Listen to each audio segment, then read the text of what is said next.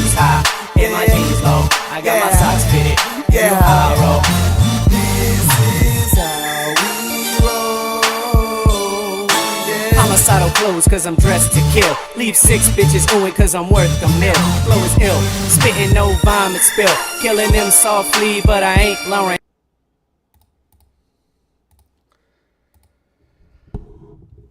Take number 2. What is up, my people? Welcome back to another episode of the Townie Sports Podcast. We had some technical difficulties on my end, and of course, because we took a little bit of time off for the break and the vacation and all that good stuff. So all the apps updated, everything got disconnected. But we are back. We are live. And of course, I'm Sammy, alongside, as always, Vic. Vic, how you doing, bro? Hey, Sammy, I'm doing great. Happy to be here. Happy to be live. Thanks for calling it out, and now we are finally I was live. going to say. No, that's perfect. We needed that. And of course, we wouldn't have an anniversary episode with our two brothers in arms, two of the Fair Weather Podcast, A-Rod and KK. Thanks for joining us, boys. What's popping?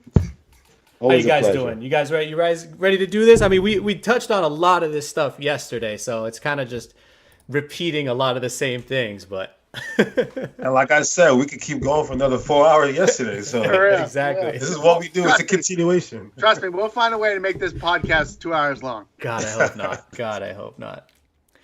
But all right, Make it like Drake, back to back. Enough of the pleasantries. We're so excited to have these boys on for our anniversary episode. It's been 2 years, Vic. Vic, can you believe it? 2 years, bro. I cannot believe it, Sammy. It's been incredible, and we thank everybody for coming back with us after the holiday break. Of course, Sammy and I took a little break, not only for the World Cup, but also the holidays as well. So happy to see everybody back. And again, just a thanks to KK and A-Rod for joining us. Special day, Sammy. I can't believe if you would have told me we would have made it a year, like 2 years ago when we started, like, okay, that's pretty good. But the fact that we keep doing this is pretty special, man. And you're a big part of it. So thank you. Or I'd say you're the biggest part of it. So thank you, Sam. Nah, man. It's you got the content, you got the great takes. I just hear and I just beep up boop on the side and make sure everything connects.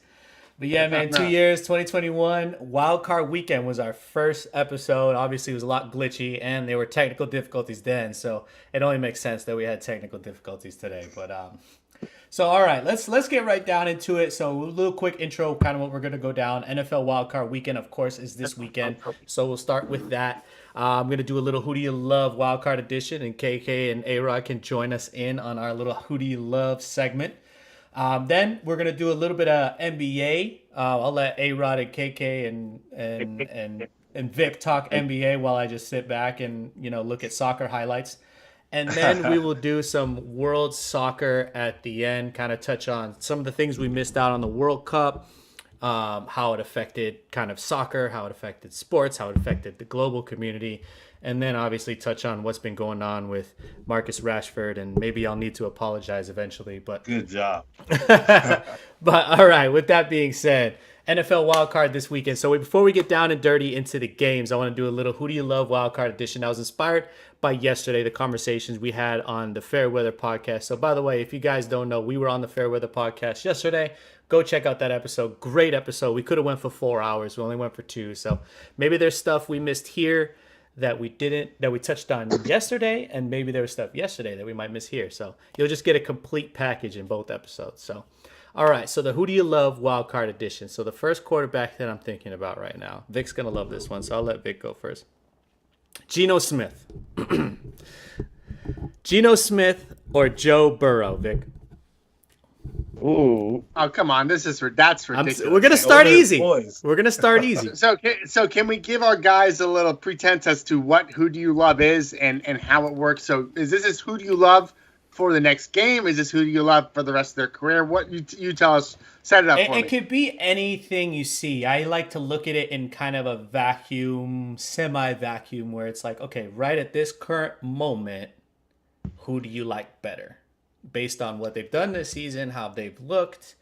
I mean, you can take some history because, of course, if you're going to throw a player like Tom Brady into the mix, then you got to consider, obviously, the history and all that stuff. But for me, it's kind of just like in a vacuum this season, how they've been doing. Kind of like the Christian Kirk thing we talked about yesterday. Like, Christian Kirk. That's the number 6 wide receiver. There's no debate. Or number 11 wide receiver. There's no debate because he was, the number 11 wide receiver. But so for this wild card weekend, I start easy though. This is probably fairly easy who you're going to choose here. Geno Smith or Joe Burrow.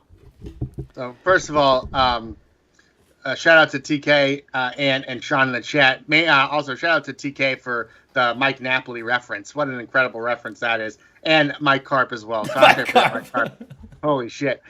Great comments there. So this is no brainer, Sammy. It's Joe Burrow based on contract, based on age, based on where he is in his career. I think Geno Smith is at his ceiling. I think Joe Burrow hasn't even reached his ceiling yet. KK, go. Pick one.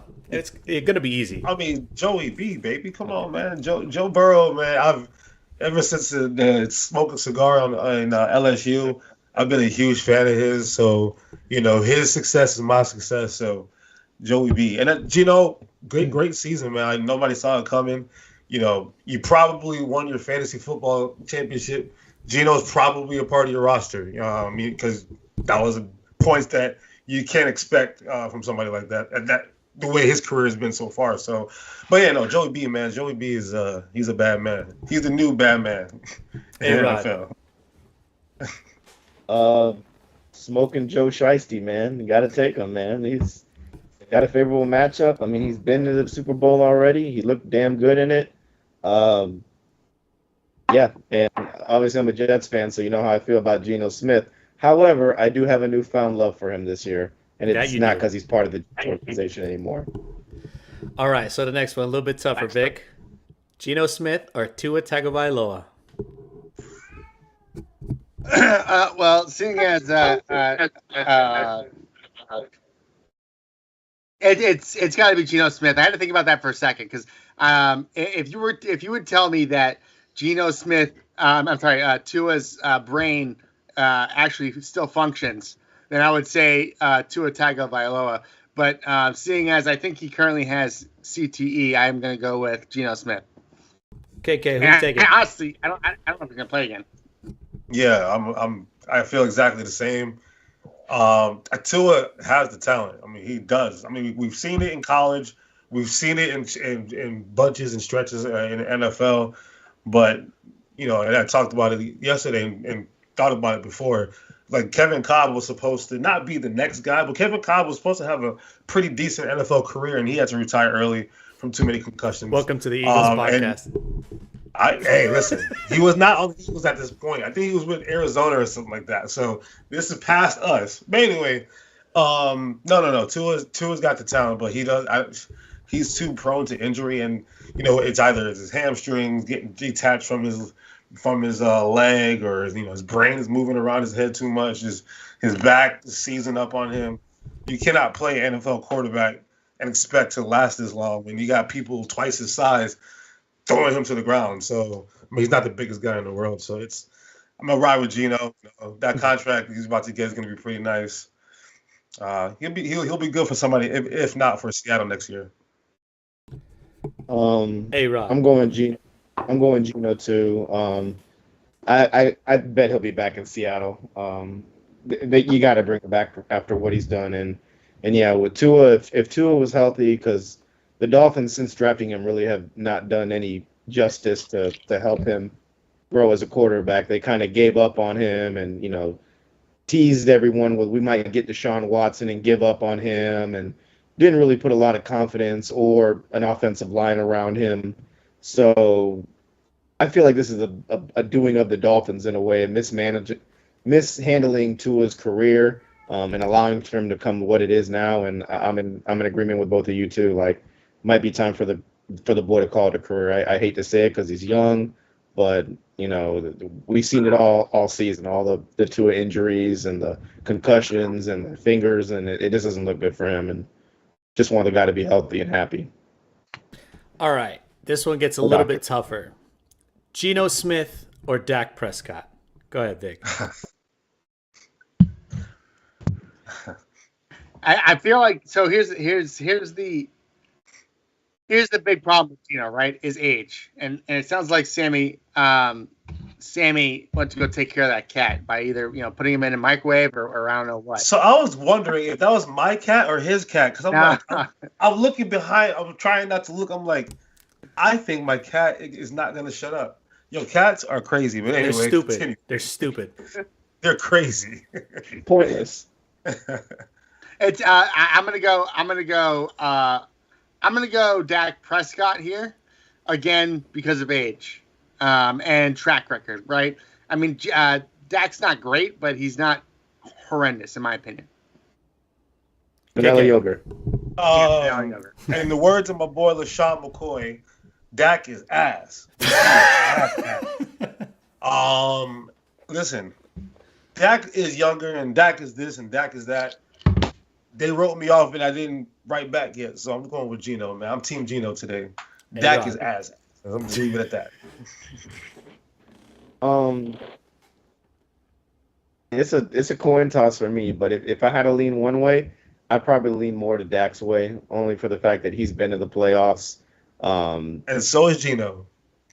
This is the first time Gino's been in the playoffs as a starter, so Gino's been riding the pine, just watching. So I'll go with Dak. Has a little bit of a leg up, and he is vanilla yogurt. He's just whatever of a quarterback. He has moments where he flashes excellency, and then he has moments where he just makes bonehead plays. So I think the man just has to get out of his head and play football, and hopefully the Cowboys can win a game against the Bucs. 'Cause I'd be happy for that, to be honest with you.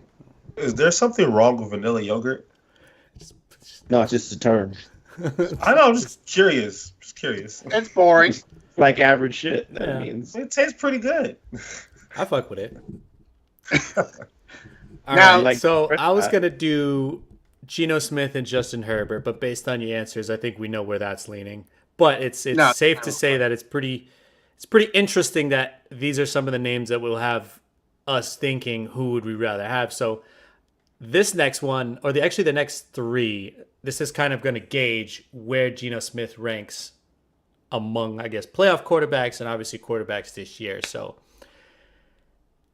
I'll just give you three. I'll give you the three, and then you can tell me, you can rank them and put Geno Smith in the middle. So the three that I chose, and you could probably guess it already: Trevor Lawrence, Kirk Cousins, and Daniel Jones. Where are you picking? Who are you picking over Geno Smith? Or is Geno Smith better than all three of those guys? You said Trevor Lawrence, Kirk Cousins, Daniel who else? Jones. Daniel With Jones. no He's an explanation, with no explanation at all. T-Law, Geno Smith, Daniel Jones, Kirk Cousins. Damn, you put Kirk Cousins last. Vanilla Kirk yogurt. Cousins is that. I'm going Trevor Lawrence. I mean, this is disrespectful that he's on this list. Trevor Lawrence is light years ahead of him. He just had a Urban Meyer year one. I'm going Kirk Cousins next. Although he doesn't come through when you need him to, he is a lot more talented than Daniel Jones, who I have fourth. I'll put Geno third. Hey, Rod. Crucify me, man. I'm putting Kirk first. I'm putting Kirk Cousins first. Over Trevor Lawrence. That's insane. You This know is about getting this clipped man? and put it all over Do socials. you know Put it about all over. T-Law? Put it all over. Put it all over. I'm putting Kirk first because he has more experience. You don't know what Trevor Lawrence. I mean, I agree. I think he's good. I agree. You don't know shit. Shut up, bro. Call Nick Saban. Dude, Call Nick Saban. He'll Kirk tell you. Cousins, Let A-Rod go. This is his time. Let A-Rod go. Are Let we A-Rod talking go. for the playoffs? Or are we talking as a whole career? What are Playoffs. we doing right now? Who do Okay, I'm ranking them. He told me to rank them. I ranked them. For the playoffs, I'm taking Kirk Cousins first. I'm taking Trevor second because he has a promising future. Geno because he's inexperienced, and then the pace eater can go last. So that's where I'm putting him. Doesn't we're necessarily taking- have we're to be taking this- playoffs. It has to be kind of, you got to think about this season, kind of what From you this moment think. forward. Yeah. Yeah, I'm doing it more than just this playoffs. I'm Yeah, going dude, forward. from this Yeah. moment forward. Yeah. So obviously, You I still think, sticking with that list? Taking Kirk first. I like it. I mean, hey, I love it. I love it. You're wrong, but I love it. It's That's okay what to be Sammy's wrong. trying to say. Okay. All When right. you're so- wrong, you're wrong, right? So, all right. So real quick, I know before who I we get don't want into the to be the games, GM I got of my one team. more. I got one more. And because KK joined us, I had to throw this in there because we had to turn it into an Eagles podcast somehow. So I thought of this as the quarterbacks that are kind of the best of the rest. One of them is a little bit overlapping. And it goes to show you based on, you guys' answers, that he is still kind of considered very good. So Jalen Hurts or Josh Allen. Oh, that's doing not that. You mean right now? KK said, "Don't do that." Why are we doing that? No, but hold on. Here's the thing about Josh Allen, and I said this for years, and I'm gonna sound like A-Rod right now, but Josh Allen is overrated. Give me Jalen Hurts. A-Rod, go. Damn, go ahead, KK A-Rod. didn't want to touch Please. it. Doesn't want to touch Please it. go ahead, A-Rod. You're gonna laugh at my response too, man. I think Vic and I have been on that same train. I feel like Let's go! Let's go! like he's overrated. Like in the big games, he just can't get it done. And He's pro this year. we said that last year. You know what it is? It's you, Said it the year Patriot and before. Jet fans are just don't want to acknowledge that Buffalo is here. We've already acknowledged it. He throws the worst picks I've ever seen in my life. The guy is careless with the ball. Do I never get to talk on You my remember what they did to y'all? My bad. Let my A-Rod bad. cook. Let A-Rod cook. Let A-Rod cook. Let A-Rod cook. Let A-Rod cook. Let A-Rod cook. I'm gonna go with Jalen Hurts only for the fact that I like the way he commands the locker room. I like the way he plays. He's got a chip on his shoulder after losing the Bucks round 1 last year, so I feel like I would take him. And Josh Allen, just like Vic was saying, he throws some bonehead picks. When he's behind in a game, he panics. He panics. When he was playing the Jets, he was panicking that game. I watched him make some stupid moves or stupid plays, and I had to watch the film afterwards. I was on a plane, and I watched him panic that game. So when his back is against the wall, I can expect him to, oh shit. So I'm gonna go Jalen Hurts, and I thought that would make you happy, KK. Nah, because man, I don't know. Ah! I'd love to pick Jalen Hurts for this spot. You know what I mean? But like, I want to see it for more than a year before I just anoint him that guy. And that's my own quarterback. So I'm all about. I got to see it more so I can believe it. So we do this again next year because we might lose our offensive coordinator, and we'll see how that goes. 'Cause after we won the Super Bowl a couple years ago, they took away what's his name to the Colts, Frank Reich, and it didn't look the same the next year. You know what I mean? So, I'm gonna temper my emotions right now. Sandbagger. Josh Allen still done it for this long. Sandbagger. Let Josh Allen have his moment. I think this is his moment this year. So I gotta give it to KK because if I was sitting there and I had Jalen Hurts as my quarterback, I'd be like, "Fuck yeah, Jalen Hurts is way better than Josh Allen. Fuck that guy." That was the biggest. That's the biggest reverse jinx I've ever heard in my life.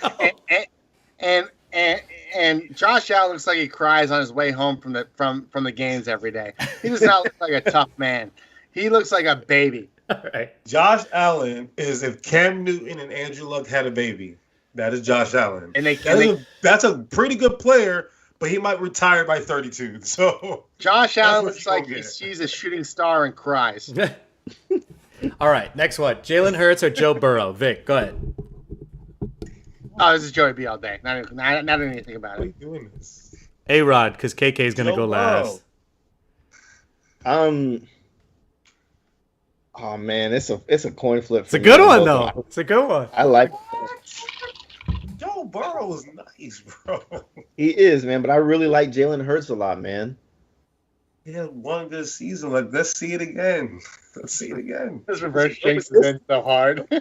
Where was this energy on our podcast yesterday? We wasn't talking about Joe Burrow and Josh Allen. all day. We're not talking about Joe winning Burrow and Josh MVP. Allen.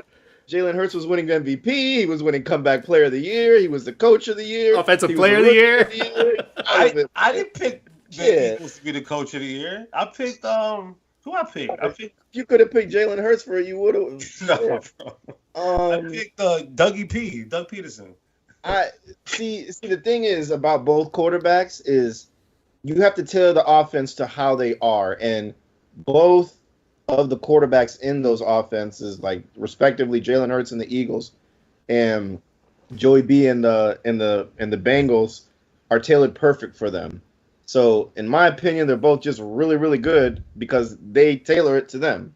So in my humble opinion, if you want a pocket passing quarterback, you're going to go with Joe Burrow. If you want a guy that's going to be able to scramble and make plays and, you know, have all those gadgets that he has on offense, just kind of like how Joey B does too, but he's more of your pocket passer. And then you got Jalen Hurts. He kind of can do the pocket passing and he can run too. Me, I like the more athletic guy. I'm going Jalen Hurts. Okay. Crucify me again. All right, last one. Actually, two. We'll do a little combo action again. Jalen Hurts, Justin Herbert, and Dak Prescott. Jalen Hurts. I'm just gonna go right now. Jalen Hurts. Okay? Over both. This is disrespectful. Well, we know Dak is to ass. Jalen Hurts. This is disrespectful to Jalen Hurts. Jalen Hurts. Over Justin Herbert too. We're gonna see what he does. This is his first playoffs as well. So Same thing with Trevor Lawrence. Like, Yeah. Trevor, I seen it. I didn't see it anywhere last year. You saw him in the shithole last year. I just want to know, can you guys tell me how the Chargers ended up drafting Phillip Rivers again? Literally. That's what Justin Herbert feels. It feels like Phillip Rivers 2.0. It's gonna Right? be. So, yeah, I'm going to take Jalen Hurts first. Herbert second. Same for me. Same order. Oh, nice. So there you go, KK. A little bit of ego stroking for you You know there. Jalen Hurts up there I'm with the trying big dogs. I'm trying to be the underdog. You guys keep trying to like What boost you my mean team. I don't want underdog? this. Y'all, When we won the Super Bowl, I had That the team underdog wins. mentality, the mask and everything. So I'm trying to keep that. I'm not trying to be a front runner. this guy's like, I'm trying to hide. Meanwhile, he's wearing all diamonds and shit. He's like, oh, I'm trying to hide. Chat here. This guy's Sammy. got a big ass chain. Kurt, what do you guys think? Kurt says Hurts is Kaepernick 2.0. Thoughts Don't on you that? dare. Bum. That's Don't a you bum. dare. Ooh. Don't you dare. It's a bum. Fair Kaepernick was Fair fine enough. in his offense, but he wasn't throwing the ball like Jalen Hurts. I don't know And what on top of happened to Jalen Hurts. but- Kaepernick was nasty until he got hurt. Yeah. Well, Jalen Hurts is a better leader. The best leader I've ever closely observed. He's one of the best leaders I've ever closely observed. And like everybody, all of his teammates say the same thing. Like he's like what 24, but he's the oldest person on the team at 24. That's his mentality. He's very just stoic. You know, he doesn't get too ahead of himself. I watch all the locker room stuff at the end, and he's always Pause. like they worship him. You know, how, like that Malcolm X movie with Denzel Washington, and he's just like, and everybody turned at the same time. That's the control that Jalen Hurts has on. Are you laughing at me, Vic? No, I'm laughing at KK. Like now he's comparing Jalen Hurts to Malcolm X, and before he wouldn't take him over Josh Allen. They say. I'm just talking They, about the control that he has. That's all. Come on, man. they say Jalen Hurts is like an old soul in the locker room, and I think he listens to a lot of Beethoven like Brahms. Yeah, he does, bro. He listens like old Is he on school the same R&B page of and the same of the classical book? music. Every day. What a guy. All right, so let's get right into the wild card weekend. So Saturday we got some big games, probably two of the better games as we talked about yesterday. First game we got on tap, Seahawks at the 49ers. So we'll go quick round robin, and my question for you guys is this potentially going to be the game of the weekend, considering the 49ers are 9.5 point favorites? So are we going to get I guess I should phrase it like, is this going to be an overrated game? Like, are we looking at this as a game that's going to be competitive, and then we go and we sit there and watch the game and the 49ers end up blowing the doors off, kind of just like what Georgia did? So, A-Rod, I'll let you start. What do you think about this game, and do you think this is going to be considered game of the weekend? I don't think it'll be game of the weekend, but it's a divisional game once again. It's the third time this teams have played each other, so it's gonna be tough. I don't think the doors are gonna get blown off. I think Geno's hungry. Kenneth Walker's no slouch. He's definitely a candidate for Rookie of the Year, and the defense has been showing out. And you got two monster receivers on the outside, so I don't think a blowout. I think it'll be a blow for blow type of game. score here, score there, field goal, whatever. But I still have the 49ers going to win it, though. I'd love to see Geno come out with a new quote and beat him. But when you look at that 49ers team, like it's hard to go against it. I know Brock Purdy, it's his sixth game, and he's also a candidate for Rookie of the Year. I don't know why. He's only played 5 games. But, I mean, everybody loves a white boy quarterback. Might as well put him in the Rookie of the Year candidate. He's got his pompadour hair, so do your thing. But there's just too much firepower on the 49ers, and the defense is just it's like ridiculous. It's a ridiculous defense. So all right, before we move on, who you got? Give me the 49ers. You think they're covering the spread? I hope the Seahawks win, but 49ers. Okay. Go ahead, KK. I pulled up an article that 6 hours ago said 49ers Seahawks weather for 2023 playoffs. Potential for heavy rain during wild card weekend game. Now, I am a proponent of home field advantage in January actually means something in the NFL because you build your team to withstand whatever weather that your stadium can bring, or if it's indoor, you build what's like a speed team. You know what I mean? So San Francisco is a grimy, dirty team as it is, and it's going to be raining, like disgustingly raining in San Francisco. It's the equivalent of, and not to get ahead of ourselves, what Miami has to deal with in Buffalo with a third-string quarterback and blizzard snow. Is this 49ers are a ground and pound heavy team, run the ball. This is perfect for them. So as much as I would love to see Geno Smith have, like A-Rod said, have another quote, memorable thing, and as much as I would love to play the Seahawks instead of the Bucks or the Cowboys because they'll be the 7th seed as an Eagles fan. No, it's going to be 49ers. They're going to blow them out. I don't think it's going to be close. You say it was 9.5. 9.5.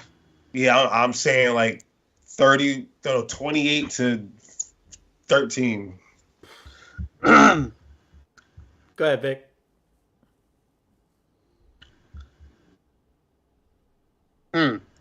So yesterday I was really confident about the spread taking Seattle plus 9.5. The cash, I believe, the cash was like significantly in their favor, right? When we looked at the sharps. That has since changed. It is now cash is at 50-50. So I wonder if weather did have a factor to do with that, A-Rod. Not A-Rod, I'm sorry, KK said that. And you look at the money line, 99% of the cash, according to Pro Football Focus, is on the Niners on the money line. I'm going to take the Niners on the money line, and as far as the spread, I like the Seahawks still 9.5. I think that's a lot of points in a playoff game with a young quarterback at the helm. If this was Jimmy Garoppolo back there, I could see a blowout. I don't think a blowout's going to happen here. I like the spread still, but I think the Niners pull out with the victory. Just like KK and A-Rod said, I like the home field advantage. I think it matters. Yeah, I agree with you. I think the 9.5 is kind of trappy. I'd probably stick with the money line as well. Can I add something real quick? Yep.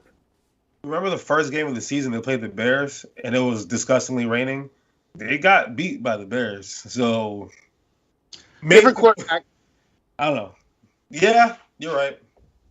But I think that helps our point though. What you're saying, I still think and what I said to him is I would take the spread. Yeah. I would still take the 9.5, but for the Seahawks. But I don't think they're going to win this game. But I think it's going to be a close game. You're probably right. All right, so the second game on tap. So we got two pretty good games. So we got the Los Angeles Chargers at the Jacksonville Jaguars. Duval. So huge day. This is going to be a huge day for Jacksonville, hosting a playoff game. Haven't done that in a few years. Looking pretty decent. So A-Rod, I'll start with you again. What are you looking for in this game, and who do you got? I think this is the game of the week for me. I think we said it yesterday. You've got the number 1 overall pick in Trevor Lawrence and the probably should have been number 1 overall pick that we all kind of thought it was until Joe Burrow came into the scene and Justin Herbert. And he's finally both are finally in the playoffs for the first time. The Jaguars have been very hot. The Chargers, I think everybody thought this year was going to be a better year than what it was for them. But injuries definitely plagued them a lot on offense and defense. I look for a lot of throwing this game. I look for a lot of throwing, and I look for Austin Eckler to get real busy in this game. Mike Williams is questionable still. He's always a headache because when he's on the field, he's very talented. But once again, man played his heart last year for a contract, got his contract, and now he's like, yeah, it's kind of hurting. I don't know if I really want to play. So it's what I always preach: play your heart out for a contract. I've always been a big San Diego fan, and now I know they're in Los Angeles now. But I always liked the Chargers. LT was one of my favorite players. I know he's not there, but you're seeing like the resurgence in Austin Eckler as a Swiss Army knife, do-it-all kind of small guy. And I'm a huge Justin Herbert fan, so I'm gonna go with the Chargers on this one. Okay. Vic. Well, go ahead, KK. I was gonna switch it up a little bit. Yeah, go ahead. Let you go last, so you can give us all that wisdom. I apologize to our viewers. I need to go make a refill. But so Chargers, Jags, kid. No. I have to collect. I just walked upstairs, man. I'm fat. I gotta collect my breath. All right. So as I look at the green line here on PFF, which we love to do, Sammy, we're looking at the cash tickets have also skewed back towards the I almost said San Diego Chargers, the Los Angeles Chargers. 53% of the cash on the Chargers to cover. But if you look at the money line, 66% of the cash went to the Jags with only 34% of the tickets. That means that the Sharps are in on the Jags. I'm taking the Jags money line. I think the Jags are going to win this game. KK, hit us with the wisdom. One last thing. I'm sorry, KK. It's a West Coast team going east. Now, still, it's an 8 p.m. kickoff, which might not make that much of a difference, but it is a West Coast team going east. And not just anywhere. They're going to Duval County. Duval? Yo. I'm going to say, because, Doug Peterson is my boy. He helped me win the Super Bowl with Nick Foles. Amazing. Trevor Lawrence, since Clemson, I've been really in on him. I'm like, I like this kid, man. He's got the moxie that I like in a quarterback. And I felt the same way about Justin Herbert. I'm like, man, that guy is good. Both of them. I call them both sunshine because that's the only thing that made sense to me. Oh, sunshine and sunshine, sunshine east and sunshine west. So, and it kind of just the way it worked out. Like he's in Oregon and then he comes a little bit down the coast to L.A. or San Diego, then L.A. Trevor Lawrence is in South Carolina, comes a little bit down the coast to Jacksonville. So they're going to be paired together, even though it wasn't the same draft, right? No. Yeah. So even they're still going to be linked together because they're going to be the next class. But I think this is Dougie P, man. I think Dougie P is a better coach than Staley. I think Trevor Lawrence is on his way. I don't think he's not better than Herbert yet, but moving forward, I would take Trevor Lawrence. I've seen him do it at the biggest stage. I just love the way he plays. And the game's in Jacksonville. At the end of the day, those fans, they don't get to see that much playoff football. So when they do, they're going to be rowdy. They're going to be loud. Jacksonville's a very dangerous city, so there's going to be some killers at the game. Who knows? So I'm going with Jacksonville, man. I'm going with Jacksonville. I'll be so happy to see my boy Dougie P and Trevor Lawrence take this. So I'm going to rock with Jacksonville. Yeah, I think you nailed it on the head. Al Michaels is calling the game. Did you know that? I did not know that. They brought him back from Amazon Prime to call the game. Al Michaels. Nice. Oh, wow. That means something to me. It means he's going to call something epic, and it has to be Jacksonville. So Who's he calling with? Tony Dungy. Yeah, not Collinsworth. It'd be Tony Dungy. Ew. I'm sorry. I know everybody loves Tony Dungy, but he's as vanilla as it gets. That's vanilla vanilla yogurt. That's vanilla. Low fat. Yeah, I think you all made great points. He's Greek yogurt, bro. I think the point that KK made about the coach is pretty important here. I think you got two teams that are pretty evenly matched, and I think A-Rod nailed it on the head as well. Like this is probably going to be the best game of the weekend, or arguably the closest game, because you got two teams kind of gritty, fought their ways to playoff spots, and they both want to make a name for themselves. And I do think after what we've seen, The comment. Wayne Brady. Yeah. Got somebody in the comments say Tony Dungy. I gotta give him credit. Average Kurt said Tony Dungy is the NFL's Wayne Brady. I gotta give a shout out to Average Kurt for calling the Jags being good this year. So credit to him. But yeah, I think Staley has yet to prove any of us wrong that we think he's a good coach, considering what he did last year. And obviously Dougie P has the playoff pedigree, and he is the QB whisperer, as we all know. But all right, on to Sunday. We have an AFC East battle. Miami Dolphins at the Buffalo Bills.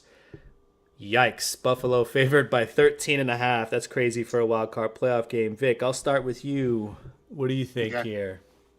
I'm only going to give you the numbers here, Sammy, because we all know which way everybody's leaning. We all know that everybody on this panel is going to pick the Buffalo Bills, so no need to spend a lot of time on it.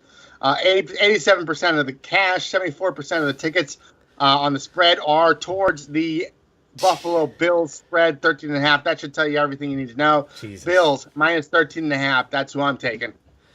KK, hit us. Buffalo. Nothing else? I mean, I don't know what else to say. Skylar, what's his name? Skylar what? Thompson? Skylar White. Skylar Diggins? Like, who is it? Like, Skylar Thompson, Diggins, or West? Buffalo by 3 touchdowns. I said White because she reminds me of, Skylar White from Breaking Bad. Guys, yeah. Come on. Ah, you're right. I hated Skylar. A-Rod, what do you got on this game? Yeah. I mean, I hope the Dolphins coach has a shirt that says, "I hope it's colder in Buffalo than the one he had last time." So, it's not gonna look good for Miami fans, and I can't wait for them to come back down to earth. So yeah, give me Buffalo by 3 or 4 touchdowns. Shout out your boy Kev. Before we move on this game, though, I did see a funny meme. I don't know if you guys saw it, but it said, "What's the coach of Miami, Mike McDaniel?" Yeah. Mike McDaniel coaches his team, the team like he's a son. Never mind. Just look at the meme. It's a funny meme. Damn, I was ready for the punchline. Right? I was like, oh, I'm gonna cut that out of the video. All right, moving on to the second game. This one is very, very interesting, considering we have two teams that. But if you look at all these football teams, right? Like real quick, if you look at all these teams that are in the playoffs. There's two that don't belong, and it's so funny that they're playing each other. Or there's two that look like they don't belong, and it's funny that it looks like they're playing each other. So you got the New York Giants at the Minnesota Vikings. No disrespect to any of my Giants friends, fans. Bobby, still love you. They duked it out. I got mad respect for Brian Daboll. But New York Giants at the Minnesota Vikings. We'll start with you, A-Rod, because you're our resident New York hater. Or New York Giants hater, I should say. Yeah, I mean KK is too, but he hates the Cowboys more than the Giants, I think. I mean, I'm gonna be crucified for this one, I'm sure, whatever. But it is what it is, man. I said Kirk Cousins, so I'm sticking with the Vikings. I like everything on offense. The defense is, just enough to get it done. Daniel Jones. It's like Buccaneers fans. Everybody points fingers to everything on the Giants, and then when you bring in this new coach and he has things clicking, like, I know the last couple games Daniel Jones has turned it on, but, like, y'all were ready to run that man out of town, and just because he's the quarterback, you want to keep him? Like, Daniel Jones is nothing for me. It's all it's all the play calling that comes there, and it comes down to Saquon doing his thing more on the running side. I got more faith in the Vikings than I do the Giants, so give me the Vikings. Since you're talking about Daniel Jones, real quick, do you think he deserves $28 million? Oh, absolutely not. 28. Man. I didn't say 35. 28. No, he doesn't. This like he eats paste. No. All right, we'll come back to that on a different podcast. I'm going to have you on, and we're going to do a nice little who do you love with Daniel Jones in the rest of the league, and then you'll see, okay, he's probably, like, what's my favorite word, Vic? Middling. And middling in the NFL is about $25 million as a quarterback, which is kind of weird to think about. But anyway, so you're going with the Minnesota Vikings and Kirk Cousins, correct? All right. Vic, hit us with the Vegas. It's so funny that A-Rod's so high on Kirk Cousins and so low on Daniel Jones because their numbers are actually very similar. They're the same guy. Yeah. So I don't. Maybe you're using the eye test there, A-Rod. But I call you Ben Affleck because you look like Ben Affleck. Yeah, right. Man, amen. You white. You look like Ben Affleck.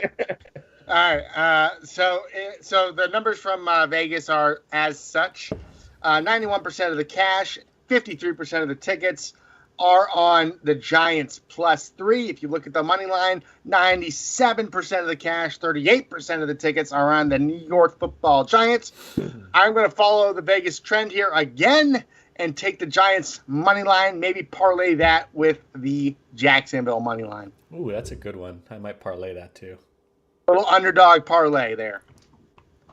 KK, take it away.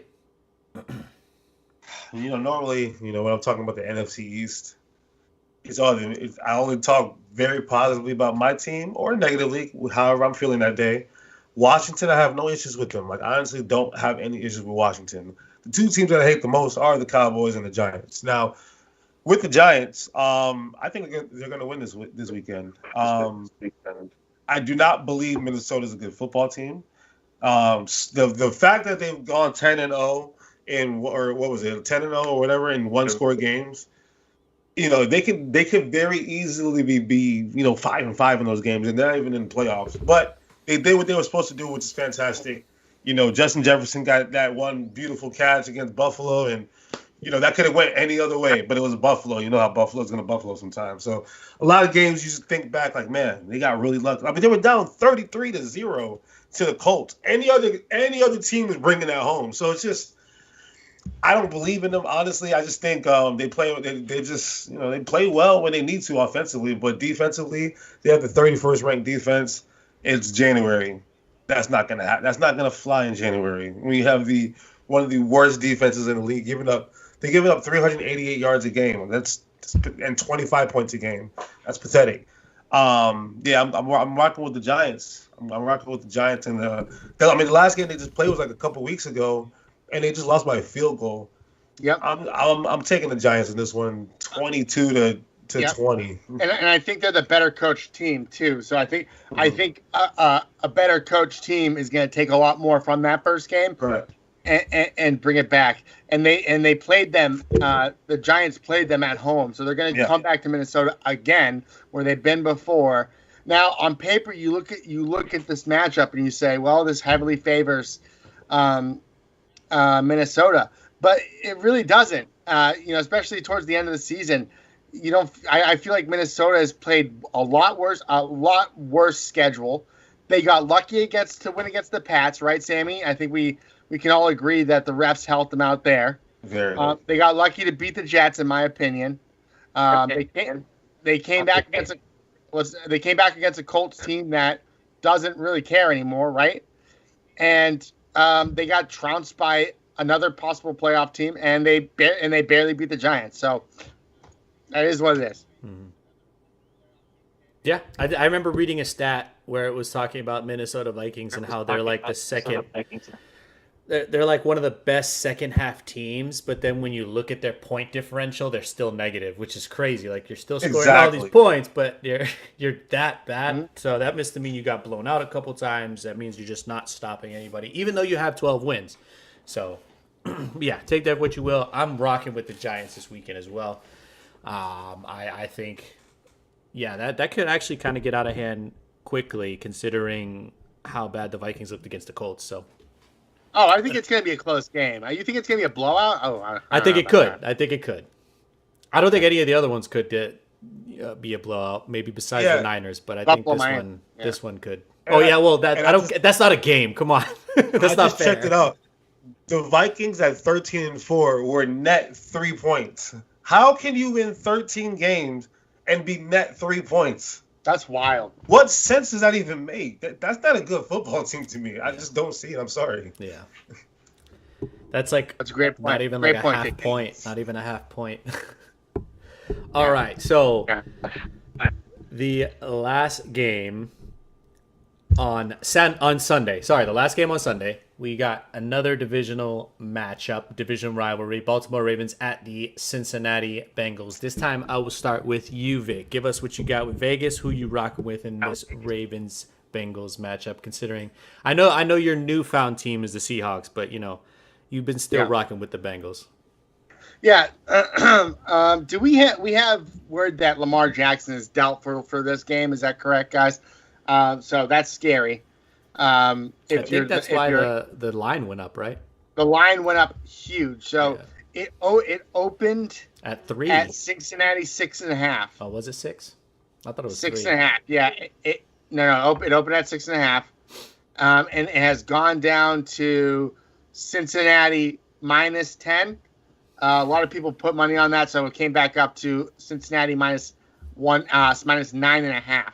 So right now it's currently Cincinnati 9.5. I would take Cincinnati 9.5. I'm actually gonna go against the quote-unquote sharps here, who have 54% of the money of the cash is on the Ravens to cover. I don't think they cover that. I like the Bengals minus 9.5 to cover, and get out of Cincy with a win. KK, what you got? Yeah, I mean, my preseason Super Bowl pick was Philadelphia versus Baltimore. And every week after, starting from week 6 all the way down, I just lost more and more confidence every week, giving up big leads in the fourth quarter. Miami, they had them dead to rights. Buffalo, they should have beat them. Just a lot of games that they just started losing. And then Lamar Jackson's contract situation bled into the season. And the media makes it a thing. So they have to ask him questions about it every single week. That gets in the player's head, obviously. And then he has a little PCL injury. And, I'm reading, comments and doctor stuff to see, what the experts are saying. It's tricky. It's a tricky injury. So he doesn't have a guaranteed contract right now. So why would he go risk? I mean, it sucks that you have to think that way, but a PCL injury is tricky. Why would he risk tearing his ACL for a game that they especially for a running quarterback too? Because he's hobbled. They probably wouldn't win the game with him in the game if he's hobbled. So let a healthy Huntley, who's not even as healthy, because I heard he had a shoulder issue. It doesn't look good for Baltimore. It's once again, it just doesn't look good for him. So I think I got to go with Cincinnati blowout. Leave it at that. A-Rod. Yeah, I'm on the same page with you guys. And I think around 6 o'clock, Lamar put something out on his social media saying that he wish he could be out there with the team to play. So it pretty much confirms he's not going to play. And just like KK said, this stems from your PCL injury. This stands from no contract. This stands from the media always asking you that question as opposed to, about the game, the situation. I mean, but availability is the best ability. So, I look for Joey B to definitely take down the Ravens. I know it's another divisional game, and I know Roquan Smith got paid, and he might be out there trying to do a little bit more than usual. But Huntley is banged up. I don't know who's the third string quarterback for the team. It ain't Joe Flacco. That's true. Definitely ain't Joe. So I'm comfortably going with Cincinnati on this one. Yeah. Let me see. I think I got it right here. Third string. Lamar said his knee's unstable. Tyler Huntley. So we got two Huntleys. Not healthy. It's not safe. It's Huntley, yeah. Brett Hundley, Tyler Huntley, Anthony Brown. It's Tyler Huntley. It's Tyler Huntley. Brett Huntley played for Green Bay for a little bit, right? And then Yeah, but Tyler Huntley's playing in the game. yeah, it's Tyler. Yeah. So Brett Hundley is the backup. Oh no, Anthony Brown. It looks like Anthony Brown might be. Oh yeah, Brown. I remember him. He had a game. Yeah, he did have a game. So yeah, without Lamar, it's not looking very good for your Baltimore Ravens, unfortunately, and another game that could potentially get out of hand. So all right, Monday. So obviously we got some home cooking for us here that reside in beautiful Tampa, Florida. Monday night, we got the Dallas Cowboys at the Tampa Bay Buccaneers. Bucs hosting a playoff game despite having a measly 8-9 record, which is crazy. That means the Patriots should have hosted a playoff game as well. But that's besides the point. Just kidding. But A-Rod, I'm going with you last, man, because you hate the Cowboys. So, but A-Rod, what do you expect to see in this game? Do you think Tom Brady still has playoff Tom Brady in him to overcome the Dallas Cowboys? I know how much you love Tom Brady. Yeah, I despise the man. I'm just sick of seeing the Cowboys versus Tom Brady, and I'm sick of looking on social media and seeing Dak saying, "We'll see you in the playoffs." Bullshit. Well, guess what? You get to see him in the playoffs. So let's see if you can live up to what you said last year, week 1. Or the year before that, week 1. Yeah, I think it's actually going to be a very good game. I think, and for me, for the Buccaneers to win, that O-line has to be a little bit healthier. So I think there's like reports. Jensen's going to come back. So if he comes back and he's healthy, that'll help out. I think Wirfs is back, so that'll help out a little bit. But KK and I have been preaching this all year. Something doesn't smell right in Tampa Bay, and Buccaneers fans are probably like the new fan base that I can't stand right now because they've been in the shithole cellar for the longest. And you sign, rest in peace, Vincent Jackson, and you're going to the Super Bowl, and then you get Deshaun Jackson, you're going to the Super Bowl, and you get these little pieces that just don't click, okay? And then you sign the greatest player of all time. Yeah, you finally hear me say it again. I will say it. He is the greatest player of all time. And you act like he's been here his entire career. So I know he decides to retire. He decides to retire and causes a shitstorm with everybody. And since he's been back, he's literally just looked like he doesn't have that passion. In my personal opinion, listen, he doesn't have that passion. Like he's cut Mike Evans kind of out of the offense when there's times he should be, giving it. But Bucs fans will find a reason to point the fingers at Todd Bowles. They'll find the reason to point the finger at Byron Leftwich when Byron Leftwich has no offensive line to work with. So what can he fucking do? And then we can flip this over to the Cowboys. The Cowboys are Cowboys fans. They wear their Cowboy jerseys, their jean shorts, and their white Air Force Ones, and say every year this is our year. So, the offense, is Tony Pollard healthy? Is he healthy or no? He's playing. Yeah. Okay, That's so what we know. Tony Pollard and Zeke gotta give the run the ball well. CeeDee Lamb is CeeDee Lamb. He's gonna do what he does. Dalton Schultz is the new freaking crutch for Dak. Dak just has to be smart. So personally, what I want to happen, I want the Cowboys to win this game and send Tom Brady packing because I'm sick of Tom Brady. I'm sick of hearing about the Bucs, and I want Bucs fans to come back down to earth. Yeah, if I'm a hater, it is what it is, but fuck the Bucs and fuck Tom Brady. So yeah, it'll probably be the other way around. All right, since I'm the moderator, I'm going to go to the other side of the spectrum because you started putting out the hate. KK, you're up next. Just so we can get two different sides of the spectrum. I like it. It's actually all right. I'm gonna give you my take. All right, so Dak is ass. I am a die-hard Cowboy hater. Like I told my girl the other day, I hate the Cowboys more than I like the Eagles sometimes. That's how bad it is. So That's how I feel about the Yankees. So exactly. You're so a fan now. That's true. You gotta understand. Part Yeah, of the 26 championships.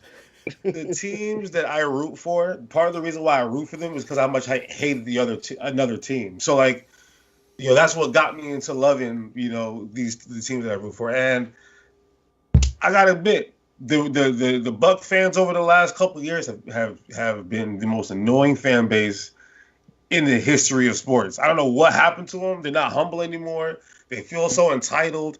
It's like, well, I'm like, bro, like, what happened to y'all? Like, y'all used to be a lot more, cool. Now I go to like Water Street, and you see all, these rich Water Street Buck fans staying at the Addition, and they're like, yeah, man, go Bucks, Brady 12. We're the good. Like, I'm like, bro, you've been here 2 years. Like, calm down. So I'm so sick and tired of y'all. I don't know where y'all came from, but y'all need to go back because this is not the Tampa that I lived. I've lived in Tampa for 15 years. It was never like this before. So, please, as much as I want the Cowboys to lose, and as much as I want the Bucks to lose, so I can shut both of those fan bases up right now. I mean, the game is to me, it's Tom Brady. At the end of the day, it's still Tom Brady. I mean, he's got one more left in him, and this season kind of gives me shades of what y'all dealt with when his last year there, and y'all lost to the Titans in that playoff game. The Bucks should lose this game, and it wouldn't surprise me if they do. But I feel like he has to get at least one more and then he leaves Tampa Bay and then does what he wants. I think one more, and then he's out of here. So I rock that way. I know. I was laughing so hard because I know exactly the person that KK is talking about. It's that rich white lady with the bedazzled Tom Brady jersey. The pink hats, like we call them in Boston. Going 80 like for Brady. Has Brady. like the rhinestones on there. Like, yeah, Tom Brady. That been in Vic, the like sun the a pink little hats, too like the long. pink hats at Fenway. Yeah, and she's got her like a little bit overweight husband on the side that is balding and definitely drinks too much. Beats her. But I know exactly the people you're talking about. I'm getting a little bit of feedback saying I'm not sure what it's if I think somebody might have the stream up and the volume up. But I'm gonna go. You guys both gave excellent reasons why each team should win. I'm going to just go down here and give you the numbers according to Vegas. So 71% of the cash in terms of the spread is on the Bucks to cover the 2.5. 60% of the tickets are on the Bucks. In terms of the money line, 74% of the cash, 60% of the tickets, which is not when you have cash and tickets in line like that. That's not necessarily a sharp thing, right? Because you have the majority of tickets are on one thing, and the majority, so that makes sense, kind of thing. The big thing is when you see them so different. So like we saw 90% of the cash and like 30% of the tickets. That's a big difference. 74 and 60, not that big of a difference between cash and tickets. So I don't think the sharps are really in on this game either way. I'm going actually to take the Cowboys. I'm going to go against the public here. Whenever it's like this, I have a good friend of mine, Chris Nolan, who always loves to fade the public. I'm going to do that here. Fade the public. I'm going to go -2.5. Give me the Cowboys to win. Love that. All right. Anything else any of you guys want to touch on with regards to the wild card weekend, or do you guys want to move on to the next topic of discussion?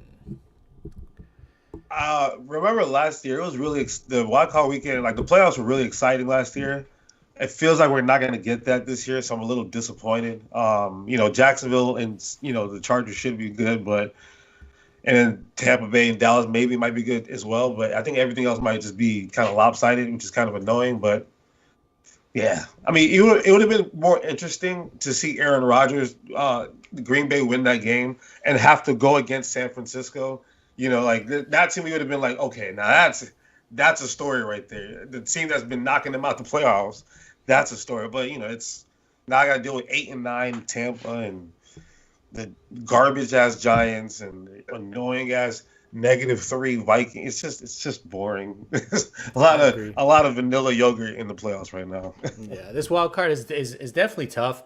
I think you're looking at situations with a lot of injuries, and I don't know if that has anything to do with the extra game that they have to play now. I mean, it could be because, now we're at year 2 of the 17 games. So that's definitely, it can carry on. You know what I mean? It's With accumulating. fatigue and accumulation like that. That's what they say about soccer when they're trying to fit all these different leagues in one after another. You're just going to accumulate all that fatigue. You're going to wear these players out. So I think you're seeing a little bit of that. That's why you kind of had teams hobble in, or you had, you had teams that maybe underachieved, or you got teams that probably shouldn't even be there, like the Giants and the Vikings. But Vic's got something to say. I mean, it's a little different in soccer because soccer, they essentially have A and B squads that they use for these different cup competitions and stuff like that. So it's a little different. Well, I was mostly talking about when they do the Nations League now. That's like one tournament after another tournament after another tournament. That's in the off season. You don't like the Nations League? I love Come on. it, but at what cost? You know what I mean? Like, at what cost? These guys need a break. These guys don't get a fucking off season. People love international soccer. Okay. You know what? They don't play for the fucking Nations. We're gonna get there. We're gonna get there. We're gonna get there. We're gonna get there. Soccer players don't love their families. Just know that. They love Ain't my tax fucking evasion problem, as well. bro. Getting paid millions of dollars. Fuck y'all family. All right, so I'll let you guys real Tough. quick before we get into kind of some of that World Cup recap that we didn't get to talk about. It's going to be a little freestyle session of the NBA. So kind of anything you guys want to touch on. I'm going to give KK really good, quick credit. I was listening to the Bill Simmons podcast today. They were talking about the East starters and him and the dude from the Low Post. I know his last name is Low, but they were both talking about, they were talking about... Not Derek Lowe. It's not Derek Lowe. I don't know his first call name. Sox kid. What? I don't know his first name, but anyway. It's not Bob Lowe. What is it? It's something ridiculous. Robert? No. But anyway, they were talking about how it was difficult to pinpoint who they should put in that East starting lineup. Because if you think about it, who are the 4 best players in the East right now? It's Tatum, Giannis, KD, and Embiid. And I thought it was interesting that they said that because I'm like, damn, imagine if you just have all 4 of them start and then just throw Donovan Mitchell as a guard and just like let that ride. It could happen because Kevin Durant's not going to be able to play. Right. If the injury, I mean, it's an ACL again. Like, I don't think Brooklyn's going to want him to play in that game. So. Right. But yeah, I thought that was really interesting, pretty funny. But real quick, I'll let Vic go first since this is his podcast. And I'll let you guys too sound off on your kind of the state of the union of your respective squads, kind of how you feel. And then KK as well, you can also talk about your love for LeBron James. So we'll start with Vic with the Celtics. A-Rod, we'll let you sign off and have your airing of grievances on the New York Knicks. And then, of course, lastly, KK, we'll let you touch on your 76ers. I'm going to go very quick, Sammy, because I gave most of my thoughts on the Fairweather podcast, so that's a little tease. So if you guys want to get my thoughts on the Celtics, I love the plug. Tune into the Fairweather podcast. I know A-Rod didn't get to talk a lot about basketball last night, so I'm going to give most of my time. I will yield my time to him, sir. And I am going to just be really quick about the Celtics here. I love what I'm seeing from the team. I think that we still need one more big in the rotation, especially if we're trying to manage Horford and Bob's minutes. We look great tonight. We're hanging in there without Al Horford, without JB. Granted, the Nets are without their top scorer and leader Kevin Durant, but guess what? We're without our second leading scorer and one of our leaders, Al Horford. So I don't want to hear that chirping from Nets fans. And by the way, if you're a Nets fan, you're not really a fan of basketball because the Nets are not a real basketball team. They are a social media creation by a tycoon that wanted to make a Brooklyn team, dude. And all you hipsters love the Nets. So fuck off. That's it. If you're from Jersey City, you're definitely a Nets fan. Those are the only Nets fans that are out there. Only ones I acknowledge. If you have a Drazen Petrovic jersey in your closet, if you even know who that is, if you even know who that is, because a lot of these new Net fans have no idea who that is. Yeah. Oh my God, that's not the worst thing today. Okay, I have to say this before we continue. It was a TikTok, and I don't have TikTok, but it was a TikTok on Instagram. If you're older than 30, you shouldn't have a TikTok unless you have a podcast. And anyway, so So the guy goes up to like this youth team and he goes, "Hey, who's the basketball player named Melo?" And it's a bunch of kids, under the age of 10. All of them said LaMelo Ball. Not one person said Carmelo Anthony. I'm sick. I'm sick. I am the same way. And then he asked 3 people afterwards, 3 of the kids, "Do you know who Carmelo Anthony is?" None of them said yes. I'm going to throw up. I'm hoping that's staged because I will throw up. Oh, my God. It was terrible. It was terrible. Oh, God. All right, A-Rod. Airing of your grievances.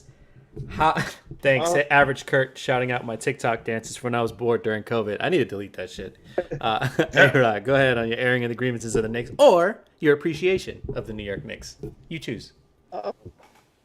It's a bit of both. I mean, on our podcast yesterday, thank you for the plug, Vic. It was really good. Very smooth. Very, very transitional for us there. It's open. Like both conferences are wide open for anybody to take and move up. It's everybody's within, an arm's length of each other. They can definitely leapfrog anybody right now. And with the Knicks, they're a continual headache for me always. Like, I don't want to sit here and focus on the Knicks. They need another star player there. I know they have a good young 3 right now, and I like seeing it work. But at some point they're going to run Julius Randle out of there. I have that feeling they're going to do it. And I really hope that doesn't happen, but it looks like that's probably going to happen. But the Knicks, they beat the Indiana last night, and I'm pretty sure they leapfrogged them from 7-6 now. So it's nice to get that win. It was down to the fourth quarter nail biter. But Brunson's paying out. I'm loving that signing right there. I knew he was going to be good, but I didn't know he was going to be this good. And the Knicks have needed a point guard for a while, and they took a gamble, and they struck gold. I feel like he's another person that should be definitely on this all-star team, at least from the Knicks representing, would be Brunson and or Randall for me. RJ Barrett's back. RJ Barrett's playing good. First game back. Tibbs does what Tibbs does. You're going to give me 41 minutes of the game. So those minutes yesterday. Okay. You want to have a laugh? Look at all-stars from the New York Knicks. Are we kidding? Is this what we're doing? Is this what we're doing? We're going to say, KK, your time's coming. Hold on. I got to keep the organization. KK, your time's coming. First off, okay, I had to deal with the fucking Philadelphia and Boston Celtics podcast yesterday. Let me have my second to say what I have to say. They are balling. Hey, Rod, show your jersey real quick for the fans. JC didn't know you were wearing Brazil too, so. Yeah. I hate to say it, KK. Tyrese Maxey is not an all-star. He will be one day, but he's not. Okay? Just deal with it, bro. And when you can talk, he's just speaking hate out of his heart. This has nothing to do with basketball anymore.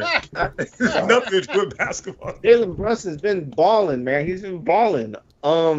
Okay. But I truly don't care about the Knicks, man. The Knicks break my heart every year, to be honest with you. So, like I told you on the pod yesterday, just make the playoffs. Just make the playoffs and do it consistently, because we're in and we get everybody hyped, and then Trae Young mops us up, and then the next year we miss it, and then we maybe get in this year, and just consistency.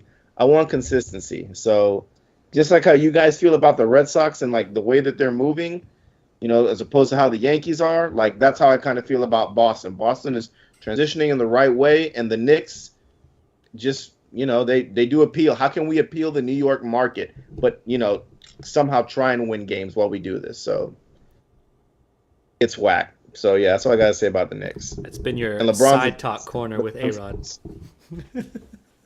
Bing bong. All right, KK, what do you got on your 76ers? I'm gonna just say one thing, because I always gotta tell A-Rod when he's wrong about stuff. So Jalen Brunson's balling, right? 21.9 points a game. Jalen Brunson, 21 points a game. Tyrese Maxey, same. Field goal percentage, 45.7%. Field goal percentage for Jalen Brunson, 47%. Nothing crazy about that.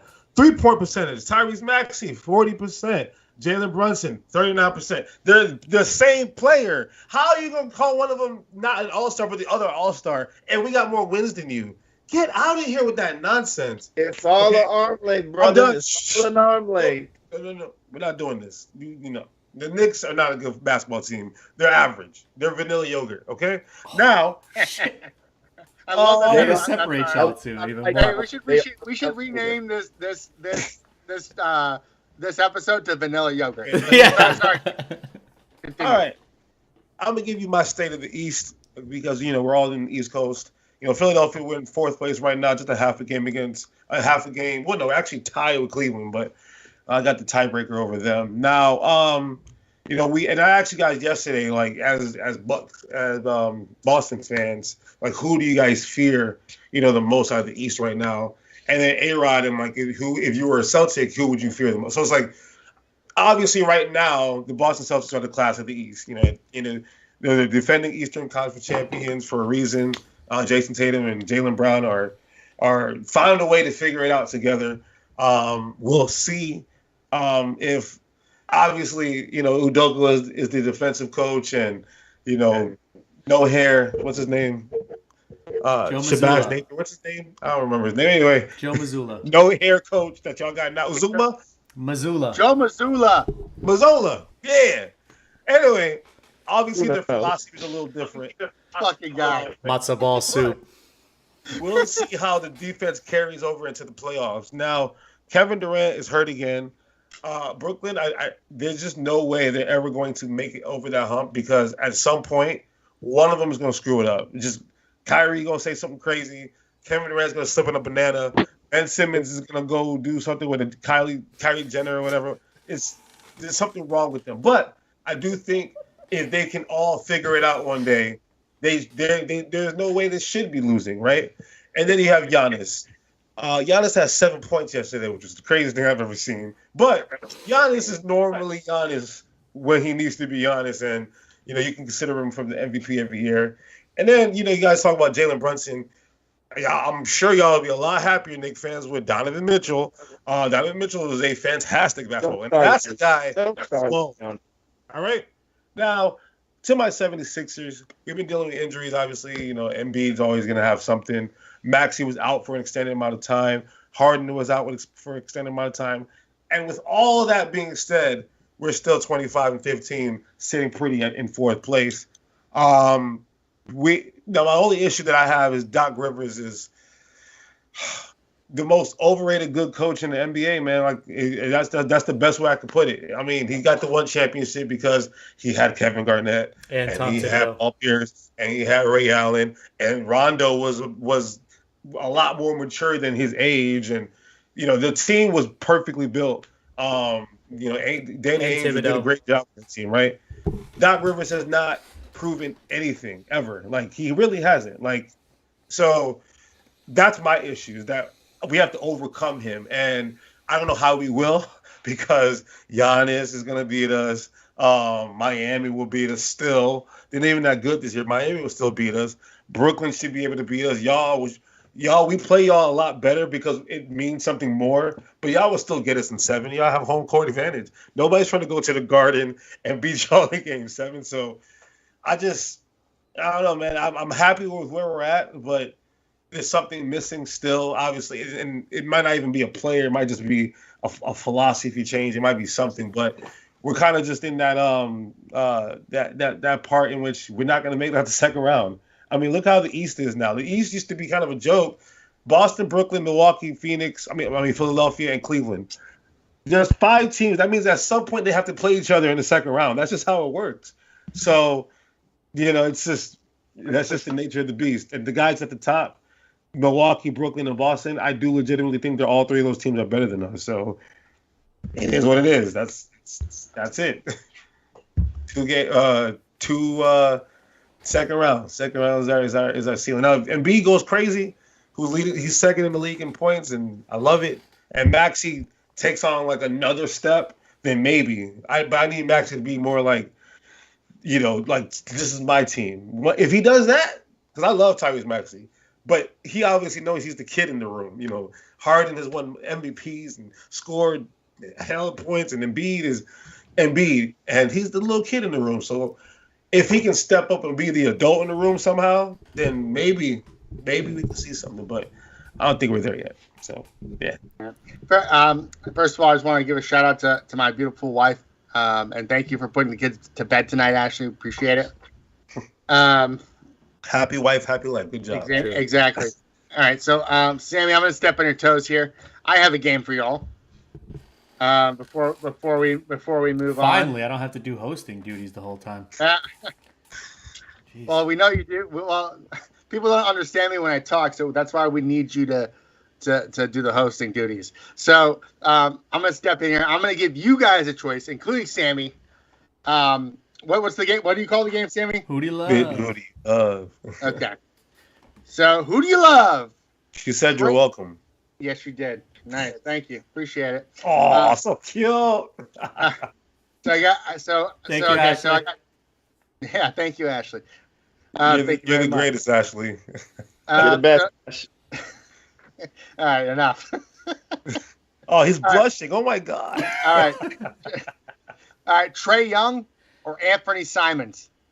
Simons. Jamie? A-Rod. I hate Trae Young. Give me Simons. Hey, Simons is from Central Florida, baby. That's actually really surprising to me. Now, Trae Young is averaging 27 points per game. Anthony Simons is averaging 22 points per game. Obviously, Simons on a much worse team than Trae Young, but still surprising me that you guys took him over Trae Young. So I'm going to give you another one. Keep Trae Young in there. Trae Young or Jalen Green? Oh, Trae Young. Jalen Green, they're not winners in Houston. There's nobody in Houston right now on that team that I will consider a winner. They just put up points. So I'll take Trae Young. Trae Young has done more than, he beat my team in an NBA playoff series, so I got to give him credit for that. He beat your team too, A-Rod. Got to give him credit for that. Give him credit for that. Yeah. A-Rod, Sammy, still taking Trae Young there? I'll take Trae. Yeah, I'll take Okay. Trae. Okay, so I've reached my ceilings of 24-year-olds. Okay, those are guards 24 and younger. Now I'm going to move on. Now I'm just straight up Trae Young right now for the rest of his career, or Zach LaVine. Zach LaVine gonna get me more ticket sales, so I'm gonna go with Zach LaVine. Yeah, bigger body, 6'7", he could be a great wing. He could be if he's your third best player, you have a chance to win the championship. And that's possible. He can go to a situation in which he's the third best player. No matter what, Trae Young's never gonna not want to be the guy. And the DeJounte Murray thing, I'm not sure how that's working out, but no, I'll take Zach LaVine because you can just plug him in and figure it out more than Trae Young, the point guard who has to run the offense. So, yeah, Zach LaVine. Hey, Rod, Sammy? I can't stand Trae Young, bro. And Zach LaVine's always hurt. That's the problem, yeah. That's the problem with Zach LaVine. Like, we're always promised this, and then he just gets hurt. But I would rather stick with Zach LaVine. Like KK said, if he's a third option, because both to me don't seem like leaders. Trae Young just seems like a crybaby bitch all the time about stuff, and it already looks like he doesn't even want to even be in Atlanta anymore. And they cater that much. Just from his demeanor, it doesn't look like he doesn't want to be. No, I think those fans, when they embrace Trae, they love Trae Young.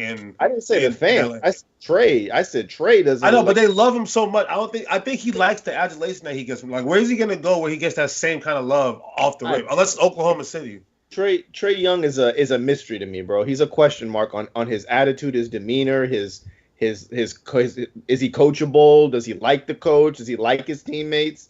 Like, I don't see that. Yeah, that's the part there. That's the part that I don't see. Like, he's literally a mystery. He could literally be the next Kyrie Irving to us, bro. Like, not saying the most outlandish shit, but the way he carries himself. Not a Nazi, as far as we know. Not a Nazi, but he could come. He literally could come out on the floor at halftime and say, "I'm coming back, Atlanta," and then go to LA or something like that. You never know. But I think from putting tickets in stands and definitely not making him the focal point, like a third option would be good, or a second fiddle. Zach LaVine. I'm taking him. Sammy, last one. Wrap it up, dude. Just real quick, he's athletic wings. You know me with my athletic wings. I'm going to take an athletic wing every single time, so I'll go Zach LaVine. So my whole point behind this, who do you love, was I think the hate on Trae Young after last night's conversation has gone too far. So if you look at Trae Young's stats so far right now, he's gotten better in terms of field goal percentage every month. His assist percentage, I believe, has gone up every month as well. 10. What's almost that? To 10. He's almost at 10 assists a game. He's a 9.8. I think he's like 27.2 All right. points. Well, can I just one thing? What is Trae Young known for? Like, he's supposed to be like who? Who they baby what? Steph Curry. Steph Curry is an amazing 3-point shooter. Can you please tell the fans what is Trae Young's 3-point percentage? Currently for the season, he's at 31.4%. And go look at his career 3-point percentage. But 35% for his career, and he's supposed to be like a junior Steph Curry. Meanwhile, Zach LaVine is a 40% 3-point shooter. Bigger body. I think a lot of that has to do with spacing in the shot selection. In my opinion, for Trae Young, I think he's taking too many step backs. I actually don't think he's that great of a dribble shooter. Off the dribble shooter, I think he's a much better catch and shoot player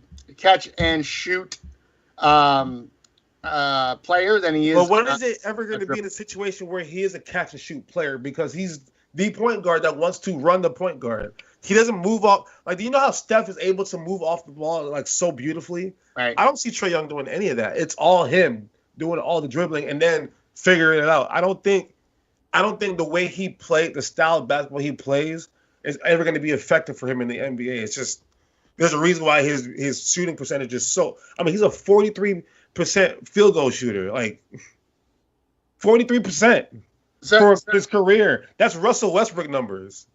So in terms of three, Exactly means 46. Sorry. in terms of his 3-point percentage, I'm just going to give you this season is all I have for us. But in terms of stats, so off 0 dribbles, his 3-point percentage is 38%. Off 1 dribble, it's 43%. Anything over 2 dribbles or more is under 30%. So you can see that he's not that type of shooter where he can dribble shoot. He needs to be the second fiddle, maybe the shooting guard in offense. Although his assist numbers have gone up, as A-Rod said, and he's absolutely right. He's been a great facilitator. But maybe what they can do, like they do with Steph, is start moving him off screens.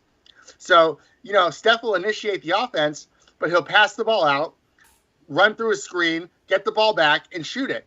You don't necessarily see Steph too many times sitting there dribbling the ball. Now, he does do it, but not often. He'll sit there, dribble, and then pull.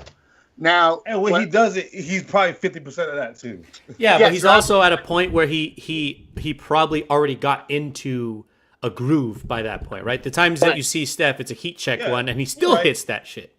So, yeah, you're looking at a situation where Trae Young is constantly trying to find his groove in an offense versus Steph, who can easily find his groove in an offense that's already constructed pretty much around him. I don't think the roster, I think to Vic's point, I don't think the roster construction in Atlanta is conducive to his skill set. And who knows? But the problem is that I've never seen Trae Young try to move off like Oklahoma or Atlanta. I never see him move without the ball that well. Steph, at least, I've seen Steph move without the ball his whole career. Like, I know he can. Like, back in the day with Monte Ellis or whoever, like, he knew how to move without the ball. And Steve Kerr made that a lot more crisp. But I don't know. I've just never seen it with Trae. That's coaching. KK. That's coaching. Of course. You're right. So, and I just don't think they have the right coach for it in there. And that's all I wanted to bring up. I just wanted to bring up that debate, Trae Young debate. I don't think anybody's had that yet. So I just want to say I'm not done on Trae Young yet. I think that we could see a Trae Young resurgence. He's still only 24 years old, very young, not yet in his prime. So I'm pretty sure you guys poo-pooed on me when I chose him for one of my East starters, but okay. We did, and honestly, that's what made me go deeper, Sammy, and look into this and see. And I know it had nothing to do with you watching the games, but I love that you said that because it made me think, and I was like, wow, Trae Young is getting a lot of hate. because I think he has his biggest issue is he's constantly compared to Luka Doncic, and he's not Luka. He'll never be Luka. That was one of the worst trades in NBA history. So and that will go down like the Trailblazers taking Clyde Drexler up for Michael Jordan. No, Sam Bowie. Sam Bowie. I'm sorry, over because they had Clyde Drexler, so they didn't want another shooting guard. But yeah, so that's all I want to say. All right, thank you. Perfect. So we got about 20 minutes left. I mean, technically we should be off, but I think we got 20 minutes to get to some World Cup soccer, some world soccer in general as well. Really wanted to make this a shorter episode, but we kind of went really in on the NFL and obviously this on the is what NBA. we do, That's guys. what always happens. No chance. Absolutely no chance for us to be at 2 hours. All right, so some world soccer. Obviously, the four of us have a little bit of probably some World Cup sadness. So I figured, let's have a podcast where we kind of discuss. We do a little kumbaya and we discuss a little more, kind of like just kind of recapping all of our emotions, kind of what the World Cup meant to us this past year, kind of what we saw, some of the things that it opened our eyes to. Because I know for many of us, I mean, for not to call you guys out, but for Vic and I, this was kind of just a regular thing for us, and probably for you two, this just made you even more excited for soccer, which I love. I think that's what the World Cup is really, really good for. But before we get to that, Vic, you mentioned something yesterday, and it's kind of funny that you did that whole Trae Young thing, because there was something you said yesterday that I thought was really important. I wanted you to repeat it on this podcast, because I think it's something that is going to be huge if you're following soccer. Is you said you were talking about why the December World Cup is impacting this midseason transfer window in world football, and I think that's super, super important. Just can you kind of recap what you talked about yesterday?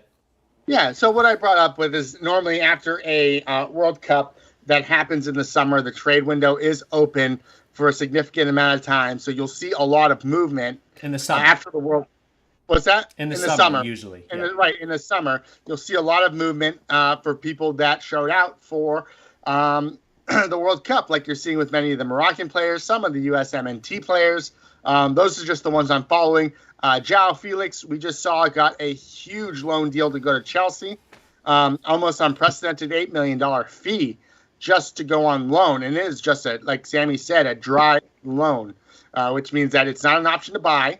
He's going back to Atletico, no matter what. So huge movement there. But you'll see these guys have only it's January 12th now, so they have until January 31st till when the trade deadline ends and this window shuts to change teams.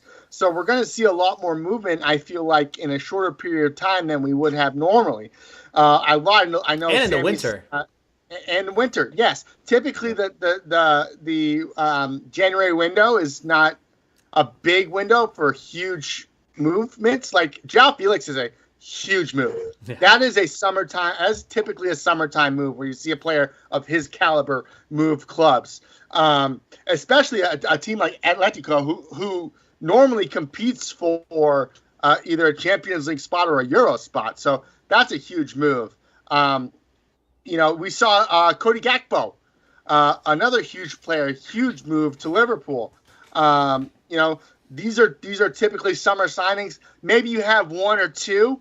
We're going to have several here, and I'm just waiting for some of the other pieces to fall. Like a lot of the Moroccan players haven't moved yet, and I'm expecting Amrabat to go on the move.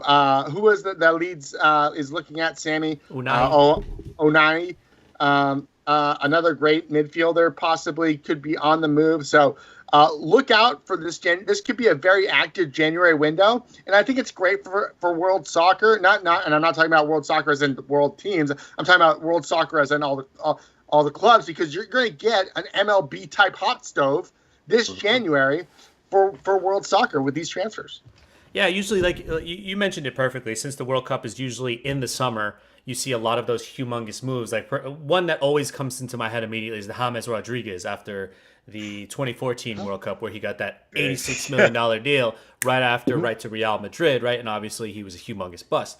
But, you see those types of humongous moves happen during the summertime and the offseason, which is Chicharito. particularly Chicharito, which is particularly the offseason, right, for most of these clubs. But now we're seeing some mid-transfer windows, right? We're seeing like huge news for some of these guys. And for me, who, you know, continuously watches club soccer, it's weird to see transfers happen in like January. Or like if you do see a transfer in January, it's something small, like a little mini move, like something that just kind of moves the needle. But like Vic said, we already got Cody Gakpo, who's, you know, a tremendous player on move going to Liverpool. And then Joao Felix, of course, who's a superstar moving into the Premier League, only for, granted, it's only going to be for like 4 months anyway. But I mean, Right. yeah, this is just unprecedented. But anyway, back to some World Cup talk. We're going to just give me your thoughts, kind of all the emotions you were going through, kind of like some of your excitements, some of the players that you were surprised by, or some of the players that you were disappointed in. But just kind of an overall feeling, A-Rod, on the World Cup, because obviously it's over and we miss it so much. So at least it lets us bring some of that excitement back. I mean, it was probably the most entertaining World Cup I've ever watched. It was a whole lot of, you know, you're expecting these guys to go and then they get knocked out. Oh, these guys are good at penalty kicks. They're not good at penalty kicks. All you got to do is make this. You hit the goalpost. Like crazy shit. I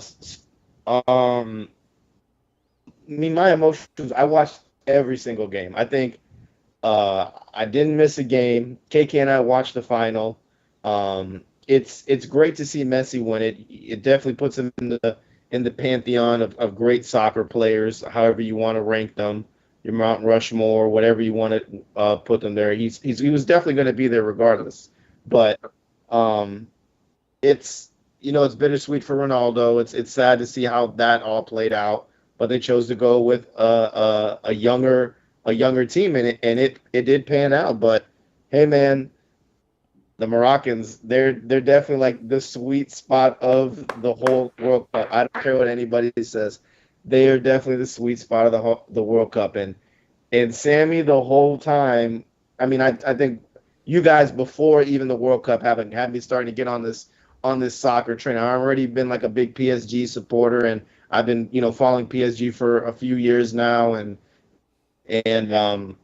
you know, I've been watching a little bit of Premier League and things like that, but now I'm like heavily invested in this, and I've been very heavily invested in this. But watching this Moroccan team play, and of course I know who Hakimi is, being a PSG fan, but watching Ziyech and all the other guys play, like making names for themselves, taking down big powerhouses, like it was a great World Cup. And then the finale, the final game. I mean, Mbappe's going to be great. Mbappe's going to be amazing. But, you know, Messi, for all the shit I always would give him, played amazing. He played amazing. And the thing about him is his game evolves. His game has evolved, and he's been not afraid to allow it to evolve. And he played great. And Argentina is the winner, obviously. So it's good to see it. I thoroughly enjoyed this World Cup. It was sad watching Brazil get knocked out because they're the most exciting team for me to watch. I love the way that they play together. They have so much fun. Brazilians will travel definitely for a World Cup no matter where it is. They may stick out like a sore thumb, but they will travel. But probably the greatest World Cup I've ever watched. Yeah. Hands down. Yeah. KK, what were your overall thoughts and takeaways from the World Cup, man? Quick backstory. So I'm actually somebody who's been following soccer since the day I was born because I'm Nigerian. That's what you do as a Nigerian, okay? So I was born in London, actually. Fun fact that people who don't know. I was born in London, and I've been born a Manchester United fan since birth. Like I didn't have a choice in the matter. Or it was either I picked Manchester United as my team, or it was death. 21 Savage over here, born in London. We're about to get I you am deported, 21 bro. Savage. Hey, can we check his green card real quick? Yeah. I got it. I'm a U.S. citizen. My parents passed the test when I was young, and I was like, all right, cool. I'm a citizen too. Anyway, besides the point. So I've been watching soccer my whole life because I've had no choice. I got to talk to my dad about something. Like, yeah. So growing up, Manchester United was always my team, and then as I'm older, and because you're forced into that. But as I got older, I became a huge Ronaldinho fan. Like that. That's who really got me into actually paying attention to soccer. So I casually watched it then, and then I saw Ronaldinho do something on, I forgot, Sports Center or something. I was like, oh my God. Like, it reminded me of like Allen Iverson, my favorite basketball player of all time. I was like, this guy is amazing. So I was a huge Brazil fan because of Ronaldinho, and I followed that. And then Ronaldinho went to Barcelona, was in Barcelona, and then that's when I was introduced to Lionel Messi. And I've been a Lionel Messi fan ever since. Like, that it was like the link that got me to Messi. Mind you, Ronaldo played for Manchester United around the time that I started discovering Messi. So I should be more of a Ronaldo fan. But Ronaldo to me was like, I don't know, man, just the way he carried himself didn't seem, I don't know, man, it just wasn't for me. I liked Messi. For whatever reason, I was always a Messi fan. So fast forward, I've always been on this boat that Messi's the GOAT. But I'm like, he just needs to get this World Cup. He just needs to get this World Cup. And then nobody could say anything anymore. And when Brazil went down, and I was like, okay, man, I think this is going to be the year. Like, they lost that first game. Who was it, to Japan? Saudi right? Arabia. Or South Korea? Saudi Arabia. Yeah. Where's Messi? Where's Messi? And yeah, it was weird, scary, but I knew he would bounce back, but no.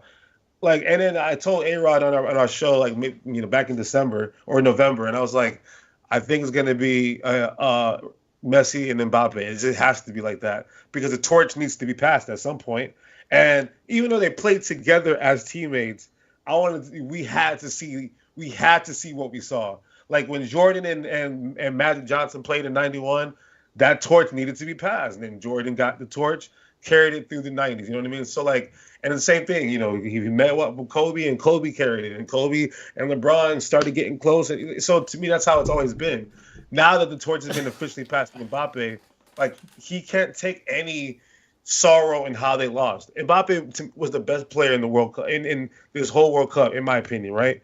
And Messi just had enough to overcome Mbappe. But Mbappe was crazy, and I'm proud to see him play well because I didn't want, you don't want to. I don't hate Mbappe. I wanted Messi to win. So I was happy that they won. It was cool to cheer for Morocco. There's no African team to ever go anywhere. Nigeria, it's just my problem with Nigerian soccer is that they're never well coached. They're too prideful and too cocky. They don't play team soccer when it counts. So like, I can never count on them to do anything. But Messi getting this one done, I'm very proud of him. But Mbappe playing the way he did in defeat, made me even more proud that soccer's headed in the right direction because we know how many people tuned into this game. I mean, I went on Twitter immediately. You saw how many people are tweeting about this game, man. Now we see a game that's beautiful and people are going to want to tune in more.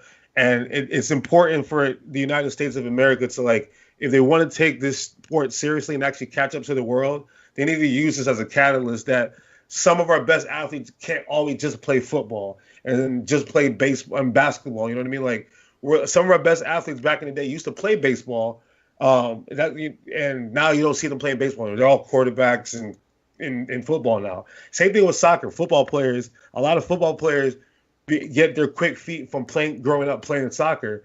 But when you live in the hood, soccer becomes expensive at some point. So it's a thing that's just, I think the game in this country, we're still far behind, but it's starting to look more appealing.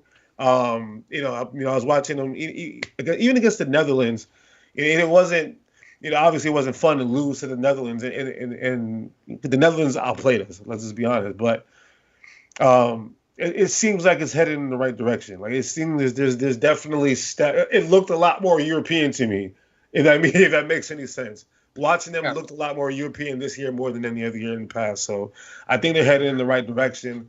They still got a ways to go, but I think overall this World Cup was really good for the world, especially for the U.S. to watch what real soccer looks like. You know what I mean? Like that championship game was so beautiful. So I'm hoping soccer continues to grow and Nigeria eventually catches on and figures out that they got to play team football to make this thing happen. But good job, Morocco. Sami, that was beautiful. Yeah, that's it. Yeah, well said, KK.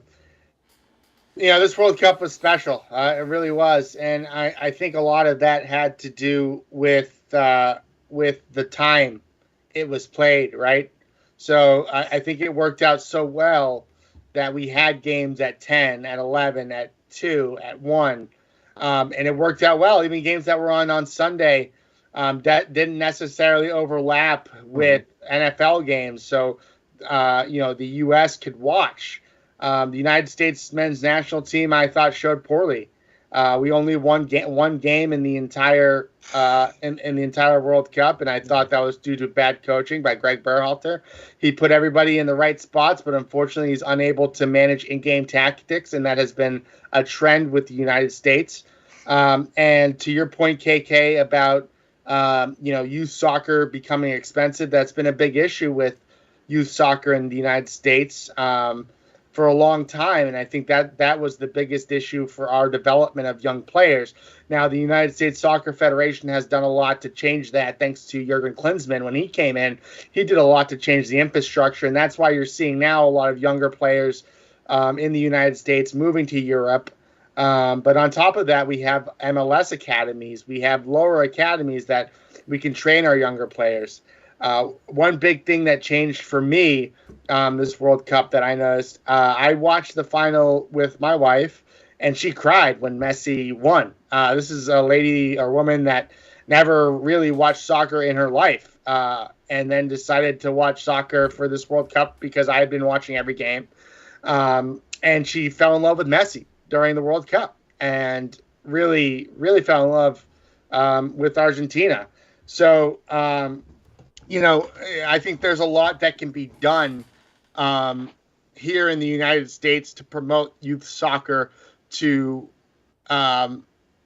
fix what we're seeing, what we saw, like you said, young kids stopping to play soccer because it's too expensive. Because let's be honest, it's the cheapest sport in the world to play. All you need is a ball.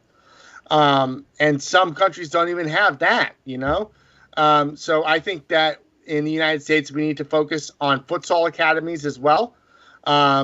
That's not something that we have here in the United States. I think futsal could definitely, and for people that don't know, futsal is basically like indoor soccer, kind of, where you play with a smaller ball, it really smaller sides, and a smaller field, where it really helps your technical ability. That's why you see a lot of our U.S. players are more athletes and not really technically gifted. Yeah. But you see somebody like Christian Pulisic, who is technically gifted, and he played futsal growing up. So, that you see that difference. So that's just a small change that I think the Federation can make to further the USMNT.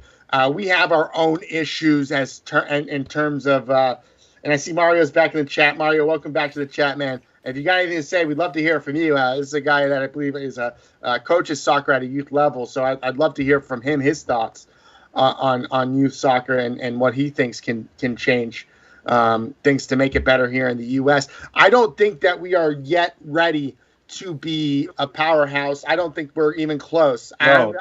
I love the United States men's national team. Probably no, but I follow it. Incredibly. I'm watching kids that are like 14 and 15 play. It's kind of scary. Yeah. So I watch the U15s. I watch the U17s, man.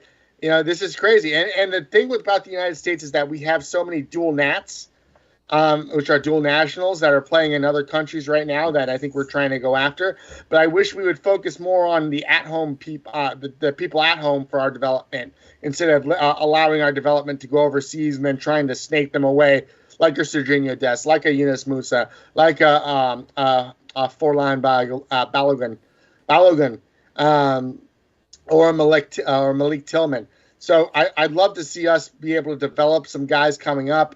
Obviously, we're in a golden generation right now. Unfortunately, the first step for us is to find a new coach, a world-class coach, who's going to change the way soccer is played in America, much like Jurgen Klinsmann did to change a lot of the youth level stuff. So we need somebody that's all in. I'm hoping that we go after Jurgi Low.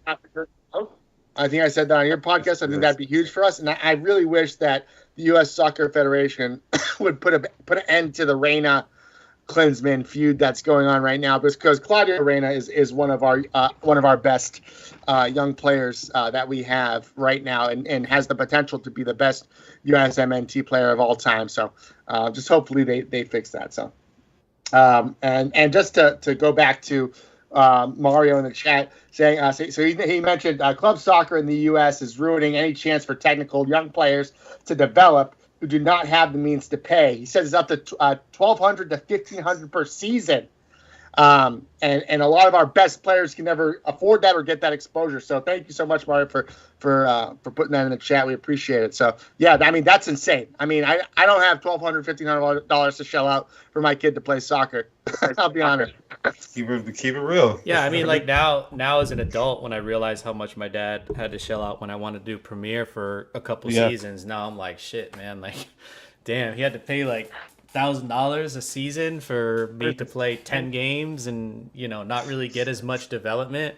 So that's kind of explains why he probably pulled me out. I was like, nah, man, like this is too much. I could teach you more and you could just play locally. But yeah, I was really excited for this, or I should say in the beginning, I was kind of upset by this World Cup just because of the timing, just because of the location. But I think overall they did a pretty good job. Couple question marks with regards to, you know, some of the refereeing. It still smelled very FIFA to me at certain times. I'm not talking about, you know, Morocco or anything like that, but some of the other games just smelled a little FIFA-y to me. But that's FIFA. It's gonna happen. So you just gotta kind of look around. Yeah, you just gotta kind of look away from it. But obviously on a tremendous high, still am. This was probably, I've been following the Moroccan national team probably since 2004. I got really excited about it when I watched with my dad, and they made the African Cup of Nations final, lost to Tunisia, unfortunately. But since then, I've been following them, and I'm like, you know what? Like, I want to continue following them. I've seen the ups, I've seen the downs. It's been really underachieving, and it's been exciting since 2013, where the King finally took it upon himself to invest a lot more money in academies, like Vic was saying, the United States was doing when Jurgen Klinsmann was here, but investing more in the academies, investing more in the kids, investing more in scouts to go to Europe and find these dual nats, like Vic was also talking about that the USMNT was doing. So he's going out and finding these dual nats, and obviously a lot of these dual nationals have mothers, as we saw, pretty important, have mothers that are Moroccan born, and obviously still have pride for their country. And as you saw, all of the Moroccan national team players celebrating with their moms. And a big reason why they all chose was because obviously in the religion, in the culture, you know, your mom is your heart, your soul, your everything. I mean, in most cultures, you know, you follow your mother. But yeah, I mean, so anyway, so it was really, really exciting for me, you know, 18 years in the making, finally making noise. All I wanted was an African Cup, but to get fourth place in a World Cup, I never would have imagined. I never thought this would ever happen.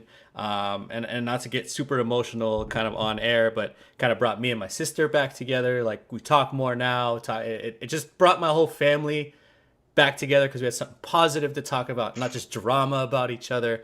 So it was really good. And I think you saw that with the world too, right? Like, this was a team that everybody was getting behind because it was a team that was decolonizing. This was the decolonization world tour, man. Like, this was, you know, they took down all of the colonies.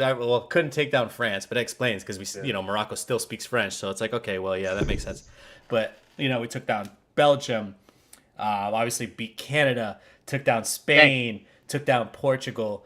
Like, I mean, it was just unbelievable to me. Unbelievable. By the way, a Spain team that Hakimi could have played for. A Spain team that Hakimi could have played for, exactly. And I mean, most of the players could have played for him. Right. And a lot of these kids could have played somewhere else. I mean, Ziyech could have probably started for Netherlands this World Cup. Mm-hmm. I mean, and they all chose Morocco because of their moms. And just to see what Regragui was able to do with this team, and it given inspiration to people all across the world of this type of unity and seeing, man, I mean, the fans were insane. Like, when you were watching these Morocco games, I don't know about any of the other games. I know, A-Rod, you were talking about Brazil travel as well.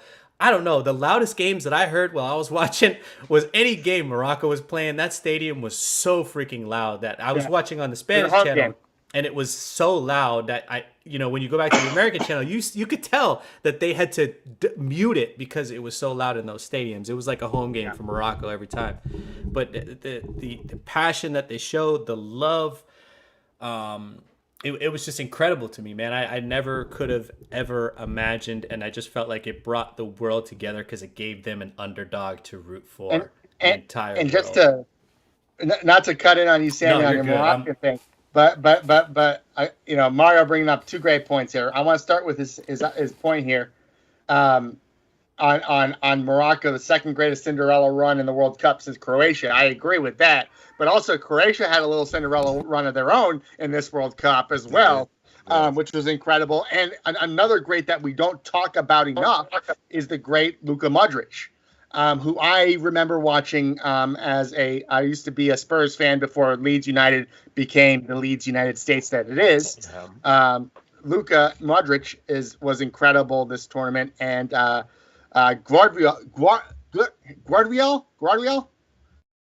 Yeah, Joseph Guardiola. Guardiola, yeah, great center back. I believe currently plays in the Premier League, right? He plays in France. He plays in one of the leagues, one of the top leagues. He's incredible. He's a stud as well. But one bad thing about this tournament, what did you guys think about the VAR?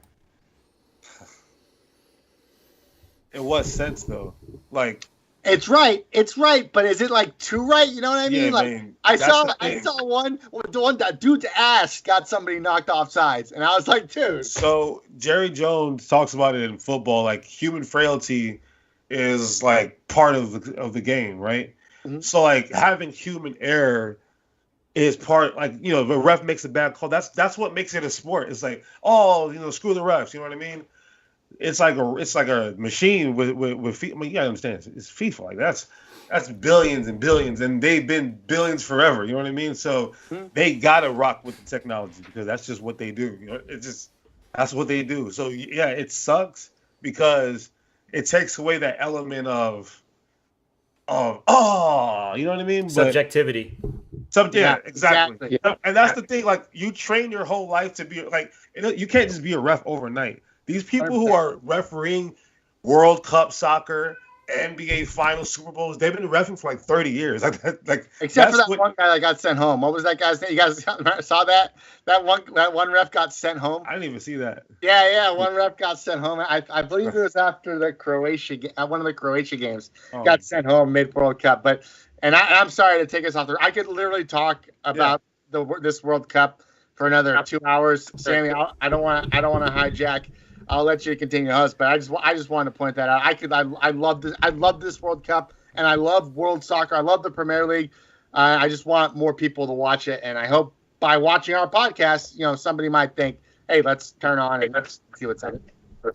I wanted to get to a little bit more world soccer stuff, but I know that's going to bring us so far off the handles. It's already 10 p.m., so we'll table this discussion for the next time. We would love to have you guys on, but let's close it out. It's 10 p.m. We'll let everybody. I have a great Red Sox. I know Anthony wanted me to talk about the Red Sox. I have a great State of the Sox talk coming as well, as my cat is screaming as well. Well, we can shout you out for the signing. Y'all actually did something right, at least. Like, yeah, definitely say that. Yeah, I mean, they actually signed Rafael Devers, so that's really good. But it still just doesn't make me any more happy or confident in what direction of this team. But that's a story for another day. But anyway, I'll let you guys plug your show. Tell us where you can find y'all, and we'll close it out from there. You can find us on Twitter at @fair_weather_pod. You can find us on Instagram, Facebook, YouTube. Search the Fairweather Podcast wherever you subscribe or listen to podcasts. You can find us there as well. Search the Fairweather Podcast. Always a pleasure coming on talking sports with you guys, man. Thanks, and great to piggyback off from yesterday too, man. Another 2 hours, solid 4 hours. Kept the conversation going. Honestly, I woke up this morning like, man, I got so much more to say. I was writing things down like, man, I should have said this.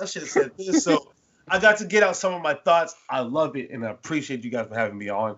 A-Rod texted me. He was like, I was like, say less. 8 o'clock, I'll be back. Say less. It just goes to show we could go for another hour or 2 hours. You know, I still have more written in my notes, but he had that brown in him yesterday, and he wanted to keep going, man. All right, but anyway, we are so happy you guys came on. We love chopping up with you guys, so we got to definitely do it again really soon. Thank you everybody in the chat. Mario, thanks for coming. Anthony, Arctic JC, go check out his most recent videos. He's opening some packs. He's got some Fuego Pokemon cards. So be sure to go check him out. Anthony, as always, thank you so much for tuning in. TK, Ashley, thank you for putting the kids to bed. And Average Kurt, as always, go check out Average Kurt. He's got a lot of great cooking content for you all. But thank you everybody for joining us. This is our 2-year anniversary show. We plan to keep doing bigger and bigger things every year. We want to get our subscriptions up. We want to get all of that. We want to get more content out to all of you. You guys are truly the reason why we keep doing this, because we always love everybody asking, do we get another show? Do we get another show? Do we get another show? So you guys really do push us to keep pushing out content for all of you. We're really looking forward to doing a lot more soccer content, because I know there's a lot of people that loved when we did the World Cup talk, because it gave them a lot of information. And I think Vic and I are pretty good brains when it comes to soccer, as well as, when we discuss the NFL and NBA stats. So be sure to like and subscribe to our channel as my cat is screaming her head off. Don't forget to check out our Instagram page at Townie_sports and our TikTok page at Townie Sports Pod for all mini clips. There's going to be a ton from this episode, because we've got a lot of good stuff in here. With that being said, Vic, anything you want to sound off on? No, just say again, thank you everybody in the chat that decided to write. We appreciate it. We try and do our best to be interactive, so keep writing in that chat. We'll keep shouting you out. We'll keep being interactive with you. Thank you again to KK and A-Rod for joining us. I know it was another 2-hour slog, but man, it really, the time just flies by, so we appreciate you coming on. And Sammy, as always, man, thank you to you for putting this all together. There wouldn't be a show without you, so thank you, Sammy. No problem. Anytime, man. Love chopping up with you guys. But all right, with that being said, we had the Fair Weather Podcast, as always, on with us, and we are 2 of Townie Sports.